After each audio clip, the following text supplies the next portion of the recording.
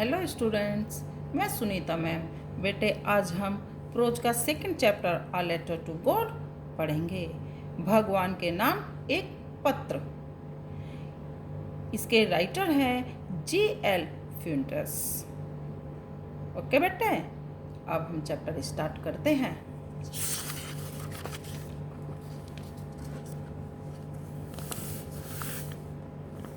The house, वह घर। The only one in the entire valley, जो संपूर्ण घाटी में अकेला ही था। Set on the crest of low hill, एक निचली पहाड़ी की चोटी पर स्थित था। फ्रॉम दिस हाइट, उसकी ऊंचाई one could see the river and the field of ripe corn dotted with the flowers that always promised a good harvest।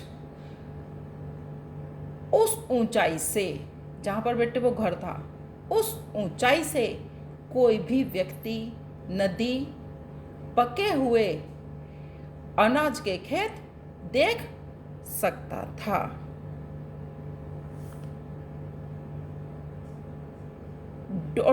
Dotted with the flowers that always promised a good harvest, जिससे स्थान स्थान पर फूल थे जो अच्छे, ऐसा लग रहा था कि अच्छी फसल देने का वादा कर रहे हैं या इस बार फसल बहुत ज़्यादा अच्छी होगी। The only thing the earth needed was a downpour और एट लीस्ट अ शावर। धरती को यदि किसी चीज की जरूरत थी तो वो केवल थोड़ी बारिश की या बारिश की बौछारों की। Throughout the morning Lencho,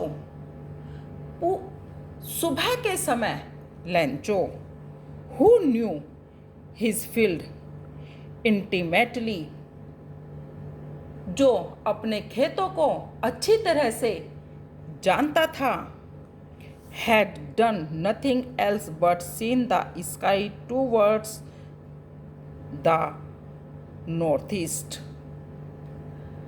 उत्तर पूरब की ओर से आसमान में देखने के अतिरिक्त और उसने कुछ भी नहीं किया था।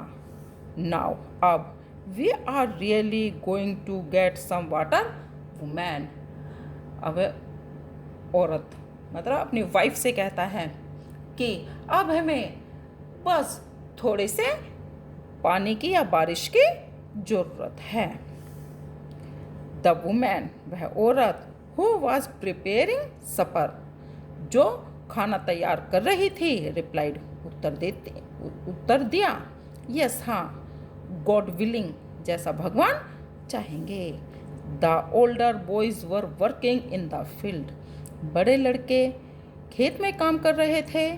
वाइल, जबकि the smaller ones were playing near the house, जबकि छोटा एक घर के पास ही खेल रहा था।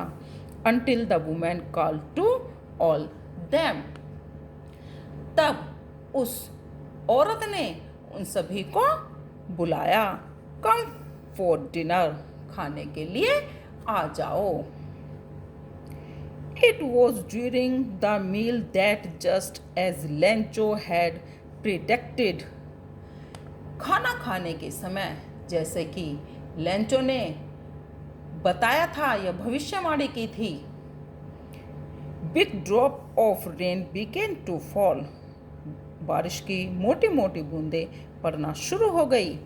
In the northeast, huge mountain of clouds could be seen approaching. The air was fresh and sweet. उत्तर पूर्व दिशा में बड़े बड़े पहाड़ जैसे बादल आते हुए दिखाई दिए। The air was fresh and sweet. हवा खूबसूरत और स्वच्छ दिखाई दे रही थी या चल रही थी। The man went out for no other reason than to have the pleasure of feeling the rain on his body.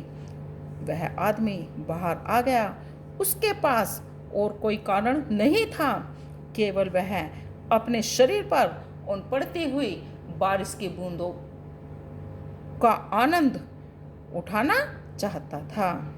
And or when he returned, he exclaimed, और जब वह लौटा तो वह खुश होकर बोला, These aren't raindrops falling from the sky. ये जो आकाश से बूंदे गिर रही हैं, ये बूंदे बारिश की बूंदे नहीं हैं. They are new coins. ये तो नए सिक्के हैं. The big drop are 10 cent pieces and the little ones of 5. जो बड़ी बूंदे हैं वो 10 सेंट सिक्का है, 10 का सिक्का है, और जो छोटी बूंदे हैं वो 5 का सिक्का है. With a satisfied expression, एक संतुष्ट भाव से, he regarded the field of ripe corn with its flowers. एक संतुष्ट भाव से उसने बारिश की चादर में लिपटे हुए अपने flowers dropped in a certain of rain, बारिश की चादर में लिपटे हुए उसके फूलों से भरे हुए खेतों को देखा.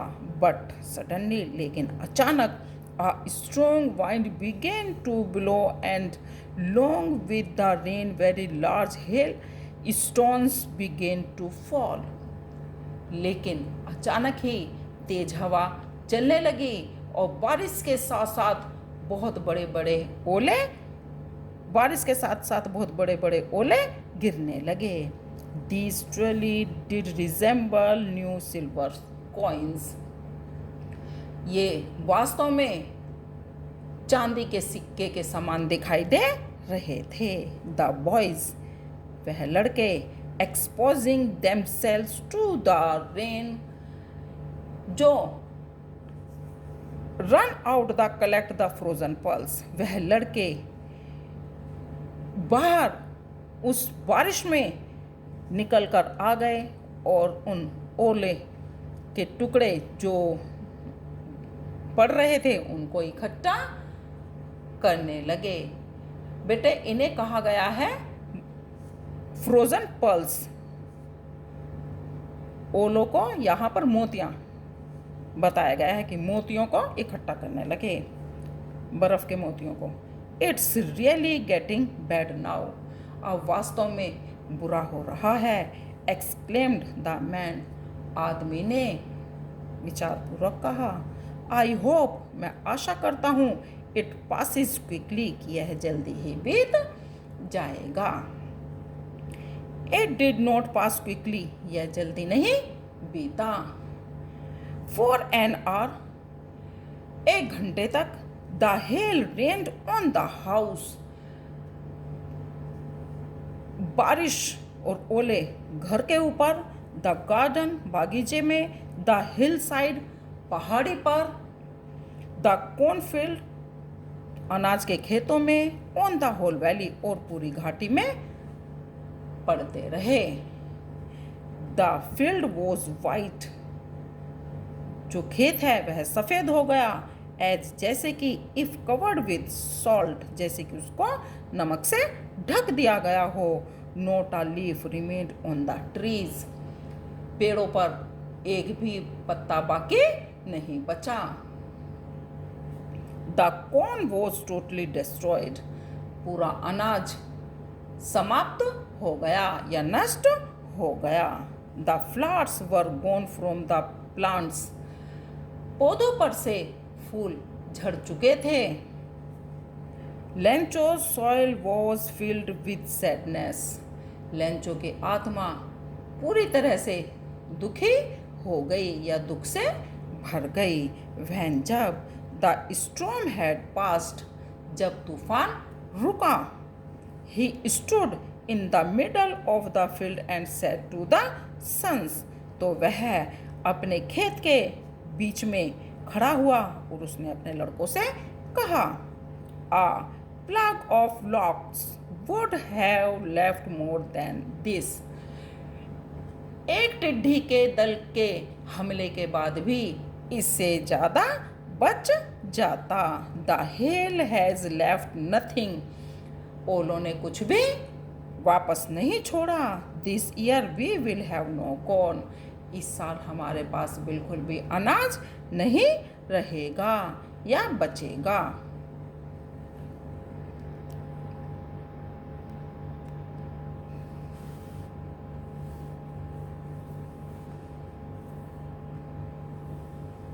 दैट नाइट, वह रात, वॉज अ सोरोफुल वन। वह रात बहुत दुख भरी थी। All our work for nothing. हमारा पूरा कार्य बिल्कुल बेकार रहा। जो पूरे साल हमने काम किया था अपने खेतों पर, वो बिल्कुल बेकार रहा। There is no one who can help us. There is no one, यहाँ पर कोई भी नहीं है, हु जो कैन हेल्प अस, जो हमारी सहायता कर सके। We will all go hungry this year. इस साल हमें भूख ही रहना होगा। बट लेकिन in the hearts of all who lived in that solitary house in the middle of the valley. परंतु उन सब के दिलों में जो इस घाटी के बीच में अकेले मकान में रहते थे, there was a single hope, केवल एक ही आशा थी, हेल्प फ्रॉम गॉड, भगवान से सहायता। डोंट बी सो अपसेट, घबराओ मत या दुखी मत हो। Even though this seems like a total loss, जबकि ऐसा लग रहा है कि सब कुछ खत्म हो गया है। रिमेंबर, याद रखो, no one dies of hungry, कि भूख से कोई भी नहीं मरता है। दैट्स वॉट दे से, कहते तो ऐसा ही है, no one dies of hunger, कि भूख से कोई नहीं मरता। ऑल थ्रू द नाइट, उस पूरी रात, Lencho thought only of his one hope, Lencho केवल अपनी एक ही आशा के बारे में सोचता रहा, द हेल्प ऑफ गॉड, भगवान से सहायता। हुज आइज, उसकी आंखें, as he had been instructed, जैसा कि उसे बता रही हैं, सी एवरीथिंग, सब कुछ देखती हैं या सब कुछ दिखाई पड़ रहा है। Even what is deep in one's conscience, यहाँ तक कि वह अंदर की बातों को भी पूरी तरह से देख पा रही हैं, यह महसूस कर पा रही हैं। Lencho was an ox of a man. Lencho मानो मनुष्य होते हुए भी, Lencho was an ox of a man, मानो लेंचो मनुष्य होते हुए भी एक बैल था। Working like an animal in the fields, वह खेतों में एक पशु की तरह ही काम करता था। बट लेकिन still he knew how to write, लेकिन फिर भी वह लिखना जानता था। द फॉलोइंग संडे, अगले दिन रविवार, eight day break,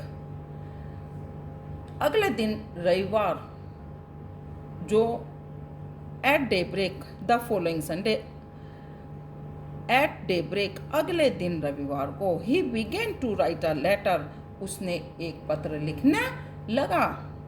day break का मतलब है बच्चे सुबह के समय ही, अगले दिन रविवार को सुबह के समय, he began to write a letter, वह उसने एक पत्र लिखना शुरू किया।